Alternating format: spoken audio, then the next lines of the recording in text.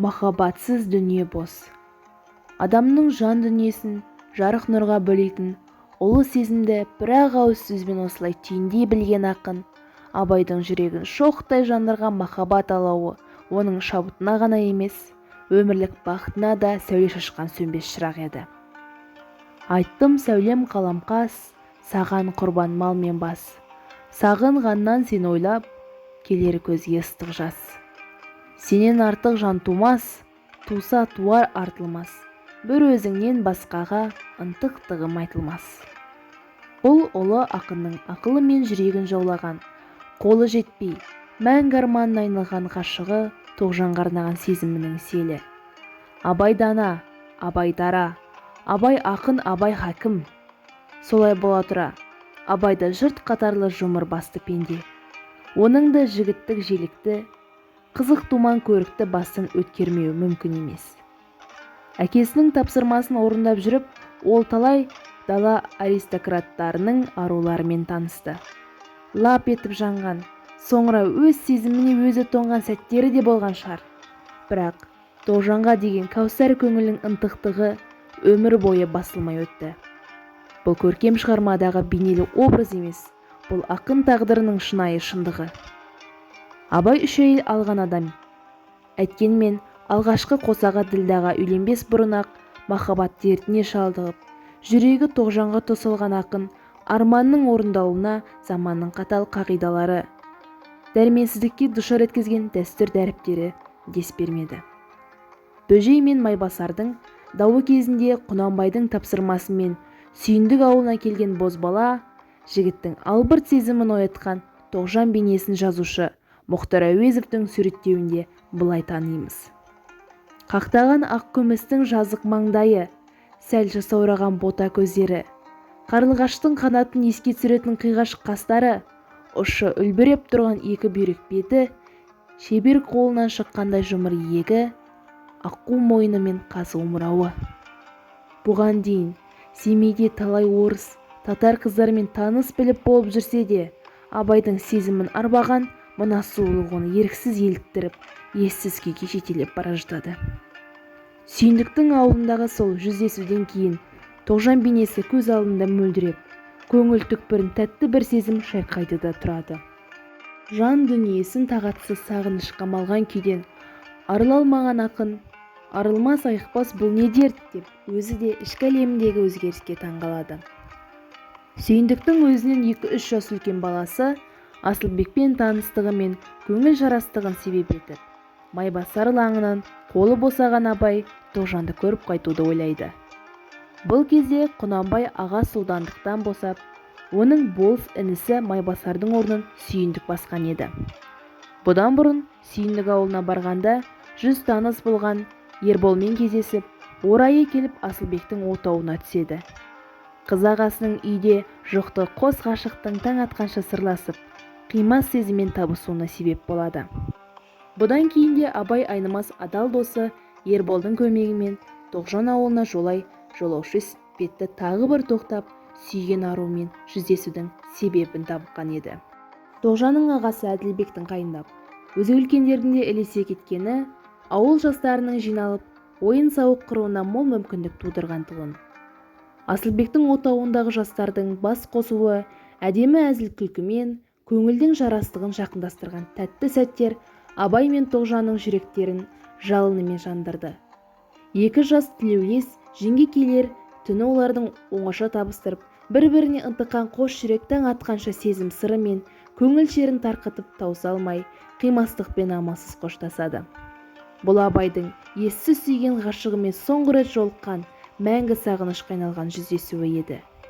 Өйткені сүйген жүрек өздерінікі болғанымен, шешім етер ерік өзгенікі еді.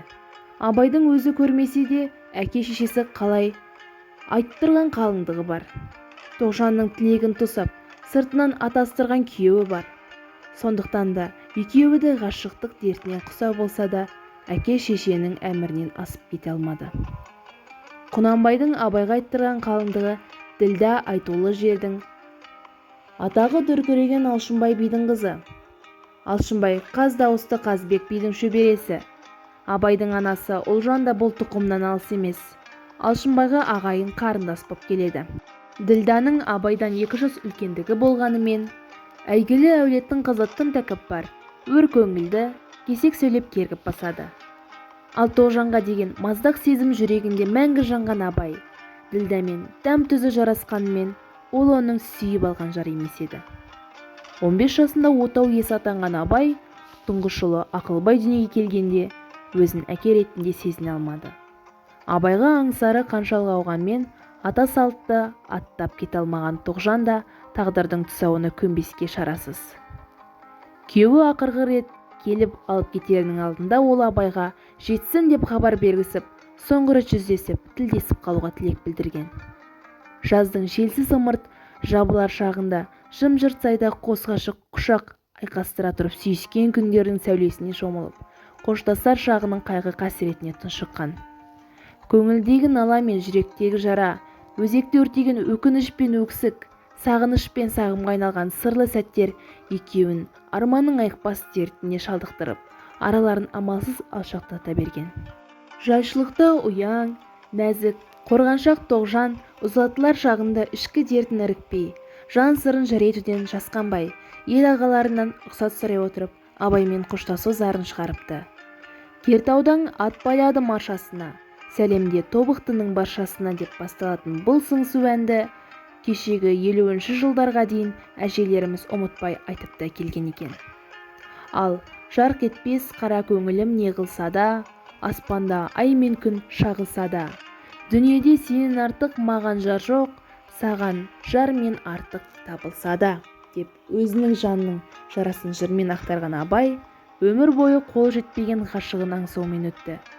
Сол сағыныш, сол арман оны Әйгермен Тоғжан боп табыстырды. Құнанбайды қажылық сапарға Семейден аттандырып салған соң, көп ұзамай елге қайтқан Абай мен Ербол көз байланар шақта орта дауының бөктерін жайлаған Беки мен Шеки деген ағайынды адамдардың ауылына тап болады. Жол соқты болып келген Абай Бекидің отауында азырақ мызғып алмақ болып жатқанда түсінде Тоғжан көреді. Дәл баяғыша өздері кездескен Жәнібек өзенінің етегінде «Мен келдім, міне қасыңдамын» деп сүйгені тұр. Тоғжан мұны сағынғанын айтып, сызылтып өзі үйреткен топай көкке салады. Зарықтырған ғашығына келші сәулем деп құшағын жая беріп, оянып кеткен Абайдың құлағына тым жақыннан әлгі үн үзіліп жетеді. Сол топай көк, сол Тоғжанның дауысы. Абай есеңгірегеннен есікке ұмтылады. Бірақ бұл әнді салып жатқан Тоғжан емес еді. Ол көрші Шекей үйінде жастармен бірге отырған Бекейдің қызы Шүкіман болатын. Дауысы ғана емес, түр тұлғасы да, бет әлбеті де Тоғжаннан аумай қалған бойжеткенді көрген Абай аңырап тұрып қалады. Жүрегі аттай тулаған ол, айнымаған Тоғжан деп күбірлей береді. Бекей үйінде жалғасқан жастар жиыны Шүкіманды ашық ажарымен ғана емес, жарқын мінезімен, жүректің қылын шертер әншілік өнерімен, назды, сазды үнімен де өзіне баурап бара жатты. Сыртынан атына қанық қонақ жігіттің жанарынан лап еткен жалынды аңдаусыз аңғарған. Бұл кезде жасы 30-ға келген Абайдың жақсы аты орта жүзге түгел тарап, әйгілі болып қалғанды. Ділдамен бас қосқан 14-15 жылдан бері 6 баланың әкесі болып та үлгерген. Бірақ түнде түсінен, күндіз есіне шықпайтын Тоғжанның сол баяғы уылжыған бейнесін қайта тапқалы Абайдан дегбір кетті.